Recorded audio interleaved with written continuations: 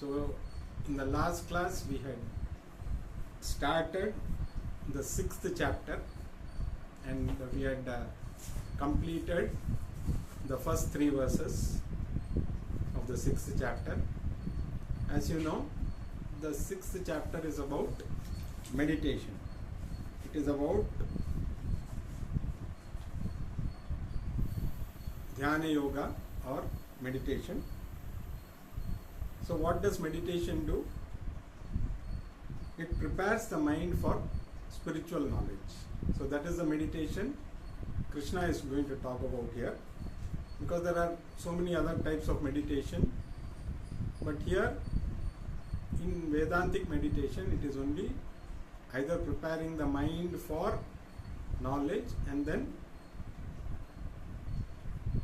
meditating upon the knowledge, you can say. So these are the reasons for meditation in Vedanta. So in this regard, the first few verses, there are 5 topics which are going to be discussed as we saw. First is general preparation and for meditation. So in this we had seen the first 3 verses which address this. Then other steps required when you actually start meditating. So first is general for everything including meditation. The third step is the process of meditation. The fourth is the benefits of meditation. And the fifth is the obstacles to meditation and how to manage them. So these are the topics which are going to be covered in the 6th chapter.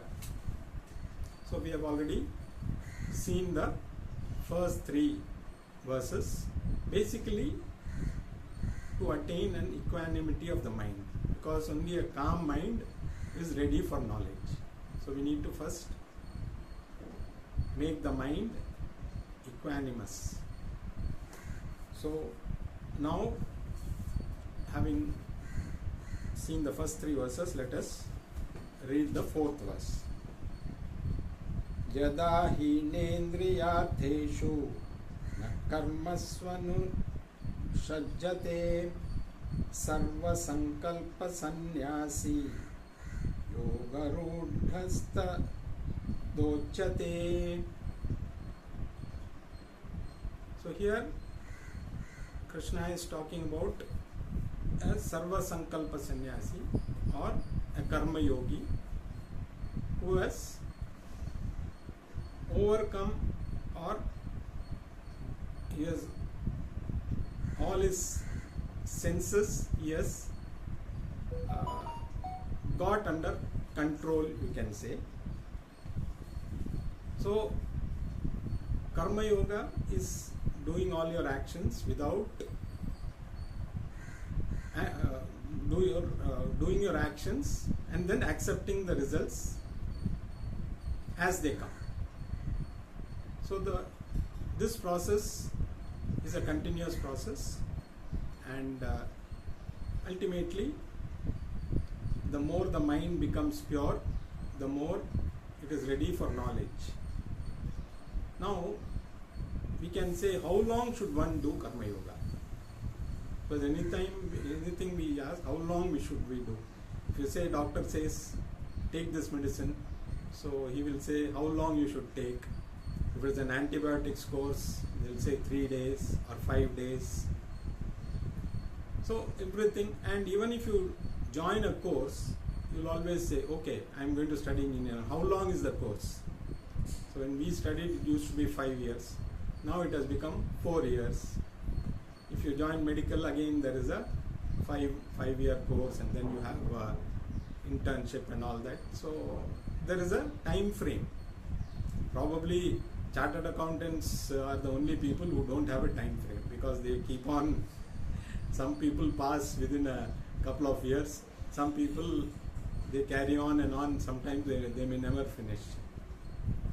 So now coming to karma yoga, is there any time frame? How long should I do karma yoga before I am ready? Now nobody can say, because each one preparedness is different. So there is nothing like, okay, now 2 years I have been doing Karma Yoga, or some people may do it for entire lifetime, still they may not be ready. And there could be some people within a year or two, their mind may be prepared. So there is no particular time frame. It all depends on the individual, how much he is able to follow the steps required for Karma Yoga. The more he is able to dedicate all his actions, surrender the fruits of all his actions, the more his mind will be pure. So it purely depends on the individual. So what kind of a mind is required? A mind which is always, as you know, there are 4 Purusharthas: Dharma, Artha, Kama and Moksha. Now most of us, the 2 Purusharthas which guide all of us, or which are prominent in all of us, are Artha and Kama. There is no doubt about that, because these 2 dictate our lives, most of the people. If we are still, so if we take a self-check to see how prepared we are, we have to see how much we are influenced by Artha and Kama. The more we are influenced by Artha and Kama, the less we are prepared. Because if these 2 are the prominent Purusharthas in our mind, then definitely we are not ready for spiritual growth. So, keeping these 2, if you make moksha as your primary goal, and whatever is required, Artha and Kama, you do, then the chances of you growing spiritually are higher. So the main goal should always be moksha, and Artha and Kama should be secondary goals, because they are also required. It is not that you can completely be free from Artha and Kama, but if you are only following these 2 and your secondary, okay, let me enjoy life, when I grow older then I will think about moksha. So this thing will not help you, because as you grow older, your capability of absorbing and doing things also becomes lesser and lesser. So if you start young, the chances of you doing what is to be done is much better, I would say. So Artha and Kama, so we have to see where we stand. So because nobody else can say how much of your mind is refined, only you can say. So even if somebody may be only 20 or 30, but they may have a more prepared mind, because they might have started early, understood what is Karma Yoga and started applying that in their day-to-day activities. Such a person may gain a purer mind in a faster manner.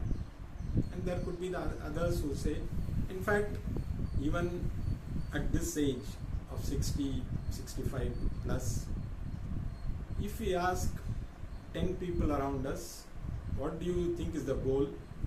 I am sure 8 or 9 will not be clear. They are just going through life. Okay, it's for enjoyment. As long as you live, enjoy your life, eat or travel or whatever you want to do. So that is what drives most of us. So only if your goal is clear from the beginning, it becomes better. So if you are very clear about your goal when you are in your early age, maybe in your 20s or 30s, it is more easy to take control of your life if you ultimately are clear about your ultimate goal, which is moksha. So basically everybody is seeking moksha, but they don't know that, because everybody wants to be free from anxiety, free from insecurity, free from unhappiness. So basically you are doing everything to be free from all this. So indirectly everybody is seeking moksha. Moksha is nothing but freedom from all of this. So indirectly everybody is only looking for this. But if you ask them directly, somebody will say, I want to achieve this, somebody will say, I want to achieve that. So I believe somebody asked an old man, who maybe in his 70s or something, are you ready to marry now? So he said, I am ready to marry, but who will give a girl to me? So the thing is, he is still, if somebody gives a girl, he is ready to marry. So even at that age, his goal, if he was very clear about his goal, he said, I have left behind all that, I am now focusing only on attaining moksha. So a person who is, so you have to generally outgrow your whatever you desire. So you should neither forcefully give up, nor you should hate. Like for example, when we were young, we used to play with marbles, we used to play with toys, balloons. So as we grow older, we naturally move away from that. So it is not that when you are 20, you are still seeking to play marbles, or you are very fond of balloons. The moment you see a balloon, you run around. At the same time, you don't hate that. So if there is your son or grandson wants to play with marbles, you also play with them and enjoy it. But you have outgrown. Similarly, you have to outgrow all your desires. Because giving up forcibly, or you should not even hate, oh, I hate this now. I used to do it, now I hate this. So this kind of attitude is also not good. Because again, bringing in hate, something also disturbs your mind. So you continue the thing, slowly you overcome, or you just outgrow your desires. So that is what is called vairagyam, dispassion, by outgrowing your desires, not by forcibly giving up your desires, which will lead to more disturbances in the mind. But so if you look at yourself and then ask how much am I ready, so you can see how much you are detached. So that is the measurement, how much you are ready. The more you are detached from your desires, the more your mind is prepared for spiritual growth. So it is purely how you are able to see where you are and take relevant steps. Suppose you feel, okay, I still have to give up something, or sometimes we may have to give up a little forcibly, though we may not want to do it. Certain things we may have to forcibly give up, but mostly we need to outgrow the desires. So ultimately, a karma yogi who has outgrown all his desires, who does all his actions as a offering to Lord, he surrenders to the Lord. Such a person is called a Sarva Sankalpa Sannyasi. So it doesn't mean he is a sannyasi outwardly. He is wearing ochre robe, so he is a sannyasi.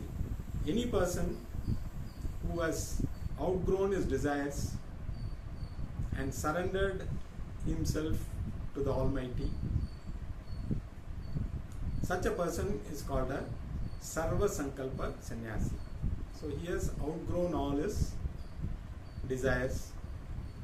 He is ready, his mind is prepared for further growth. So then when he pursues knowledge, that knowledge will be easily absorbed in his mind because the mind is pure. So the more the mind is sattvic, so basically we need to work on increasing our sattva guna. The more the mind becomes, the more your sattva guna increases, the more the mind. So we can see ourselves and we do things which increase our sattva guna and follow those practices which increase our sattva guna. Definitely the mind will become more and more pure and it will be ready for moksha. So if you are side by side in the process of purifying the mind, you are also taking in the knowledge. Definitely it is possible to attain moksha in this very life itself. Even if you don't, probably you will carry it over, and in one of the following lives you are very likely to attain moksha. So a prepared mind, an equanimous mind with the karma yoga attitude is what is required for moksha. So this is what. So in these first 4 verses, Krishna has talked about the equanimity which is required. So that is also required for meditation basically. So this is what we have seen in the 4 verses. Now let us go to the 5th verse.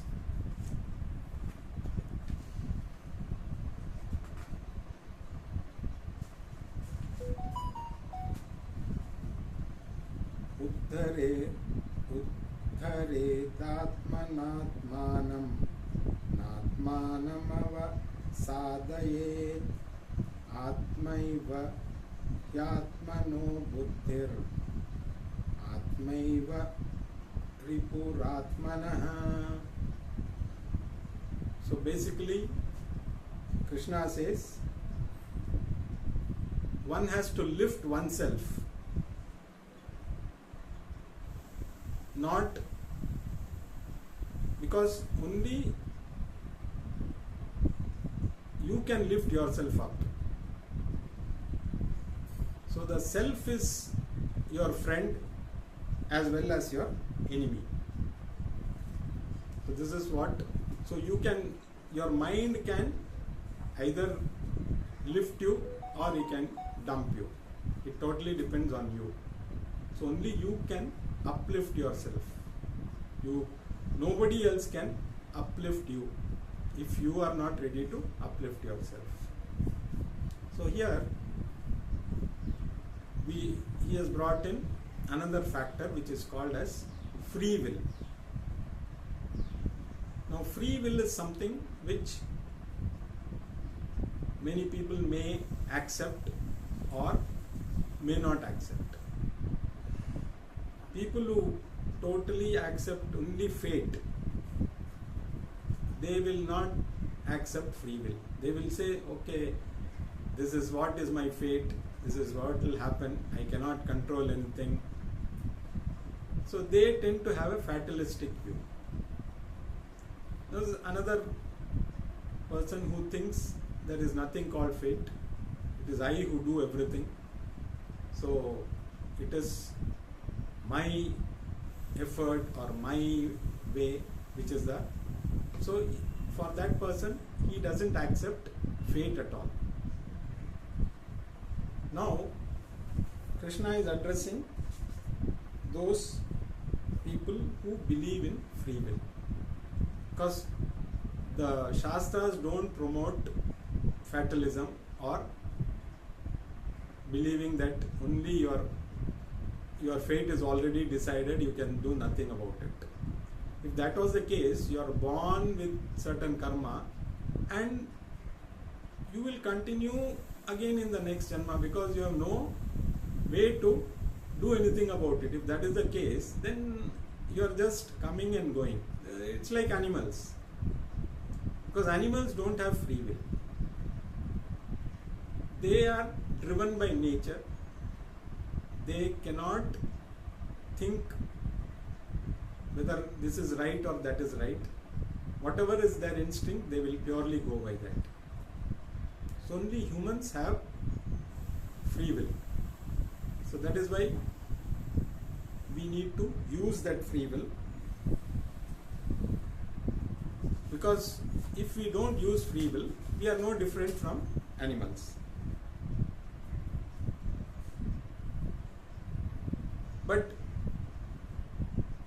there are some people who accept free will but may not accept fate, and there are other people who accept fate but don't accept free will. But actually it's a combination of both. You are born and you are in this form because of your past karma. There is no doubt about it. But at this moment you can use your free will and decide what you should do or what you should not do. For example, Arjuna himself, he could have either run away from the battlefield, okay, this is my fate, I have to, or he could use his free will and fight. Because at the end of Bhagavad Gita, Krishna says, you decide whether you want to fight or you want to run away. So having understood all this, he was given the choice. So it was totally up to Arjuna to decide. So only because of free will he could decide whether to fight or not. So now we have a combination of free will and karma. Both have an important role in our life. So karma, so how much of effort and how much of karma, if somebody asks, okay, so effort we call as purushartha and karma we call as prarabdha karma. So it is a combination of purushartha and karma. How much of each is there, it is very difficult to say, because the impact will be different for different people. Now karma itself, there are three types, they say. One is called prabala prarabdha karma.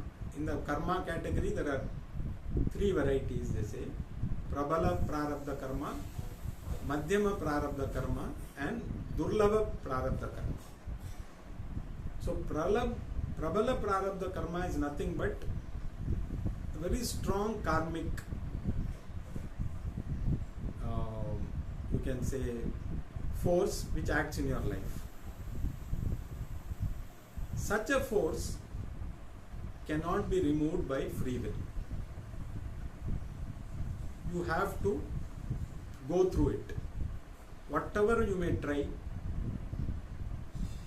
that cannot be removed. So what do you do in such a case? You just prepare your mind mentally, accept that and just allow it to unfold. Then there is madhyama prarabdha karma, which is with a little bit of effort you can reduce the impact. You may not be able to completely remove it, but you can reduce the impact. And there is durlabha prarabdha karma, which you can completely eradicate with your free will, with effort. You can say different diseases, how they, suppose you go to the doctor you have a problem, he tests, okay, you have a viral fever, so he checks and he gives you antibiotics for a period of 3 days or 5 days, whatever, and you are cured. So it can be completely eradicated or cured with some kind of effort. Now suppose you are a diabetic. Now, okay, there are a lot of views on diabetes, but generally they say diabetes cannot be cured. It can be only managed. So it is you do some exercises, you take certain medicines, you take certain type of food to ensure that you are able to manage this. So you are not able to eradicate that, but you are able to manage this karma. So Madhyama karma is something which with your effort you can manage. And then when it comes to Prabala Prarabdha karma, suppose the doctor says, having seen all your reports, he says you have 4th stage of cancer. Now there is nothing to be done. You cannot put in any effort to remove that. So you just accept that as part of your karma. So whatever effort, you go to maybe 10 doctors also, none of them are able to do anything about it. So there is no point in putting effort, just accept that as what is you deserve. You get what you deserve, as they say. So Prabala Prarabdha karma is something which cannot be eradicated. So we have to be very clear. So wherever effort can change, put those efforts. Wherever the efforts cannot change anything, just prepare your mind and mentally prepare yourself to go through that. So this is how the combination of free will and karma work. So these two are definitely be there in our lives. It is up to us. So that is why we have been given different instruments. So here we should understand that we need to uplift ourselves mentally, physically, in every way to take care of any situation. Because all of us have the capability. It is not that we look at some saint or say, okay, he is very extraordinary, or some other person he has achieved, okay, Virat Kohli is this and Messi is that. We cannot be like that. So we are demeaning ourselves. There's nothing stopping us from being like them. Okay, we accept them as great in their own field, but it doesn't mean that we are anything less. So we should never demean ourselves. We should never think that we ourselves, we cannot reach those levels. So only you can uplift yourself. Nobody else can. Because if you want to, say, win a race or something, you have to run. Nobody else can help you. Maybe your friends, your parents and all can clap and encourage you when you are running. So same way, a guru also can only guide you if you are ready to uplift yourself. So only the mind can uplift itself. At the same time, the mind can destroy you also. Because if you have negativity, if you feel that you are less, you have inferiority complex, you feel you are not equal to anything, then the mind itself will destroy you. So we have these instruments which are there given for us to uplift ourselves. We have the physical body, so it is very important for us to take care of the physical body. You have the 5 sense organs, we need to have them under control. Then you have the mind and the intellect. So each of these you have to uplift yourself. You cannot expect somebody to do that. So your true friend is also all these instruments, and your enemy could also be all these instruments. Depends on how you look at them. For other things you may find to change something, other instruments can be used. For example, if you go to a music program, you have different percussion instruments. You have a violinist, you have a singer. So they reach before the program starts and they tune all their instruments so that everything goes in the same shruti. So they use external means to tune those instruments. Now here we don't have any external means. So we have to tune, the mind has to tune itself, the body has to tune itself. So by tuning this, like a music performance, when everything is tuned in the same way, you get music. So even if one instrument is not in tune, it may become noise. So all these instruments that we have, they have to be in tune. In an office, right from the MD to the peon, everybody has to be in tune with the philosophy of the office, of the company. Then only the company will do well. So in everything, there has to be harmony, because if it comes to different individuals, it is different. Here we are talking about the self, and we have certain instruments which we have to tune ourselves so that they are all in harmony. If your body is not fit, definitely you will not be able to sit in meditation. So we are talking about meditation now. Definitely if your body is not fit, your mind will be only worried about the body. So definitely it will not be prepared for. Similarly, you may be physically fine, but you have so many thoughts running. Your mind is always disturbed. You're always thinking about many things in your mind. Definitely the mind is not in tune. So we need to tune the sense organs, the body, the mind and the intellect. Everything should be tuned in a similar way. So each of these instruments has to tune itself. So once you tune itself, then only you are ready for further progress.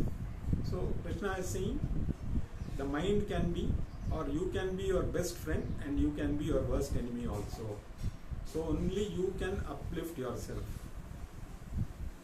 So only Arjuna can decide whether he wants to fight or not, whether he wants to listen to Krishna and understand and then, or he can throw up everything, run away and escape to the Himalayas and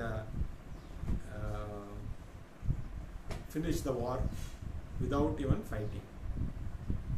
So it is purely up to the individual how he uses his mind, how he uses his instruments effectively, so that he can progress further in his spiritual journey.